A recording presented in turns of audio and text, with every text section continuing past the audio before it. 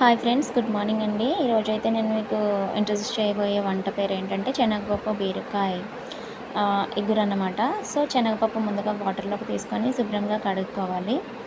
అది మొత్తం వాటర్ కడిగేసిన తర్వాత మళ్ళీ ఫ్రెష్ వాటర్ పెట్టుకొని వాటిని ఉడికించుకోవాలి. నెక్స్ట్ వచ్చేసి బీరకాయలు చూసారు కదా, ఫ్రెష్గా తీసుకొచ్చారు మా హస్బెండ్ ఈరోజు మార్కెట్కి వెళ్ళి.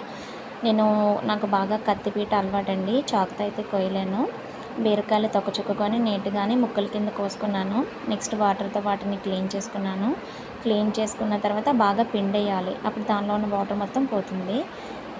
పెనం పెట్టుకొని ఆయిల్ వేసుకొని నేను బీరకాయలు కట్ చేసుకున్నాను, అలాగే టమాటాలు, ఆనియన్స్, మిర్చి కట్ చేసుకున్నాను.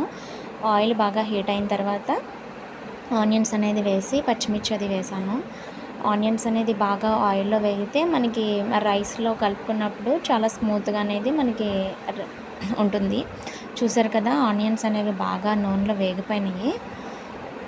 నెక్స్ట్ వచ్చేసి టమాటాలు వేసాను. టమాటాలు వేసిన తర్వాత బాగా కలుపుకోవాలి.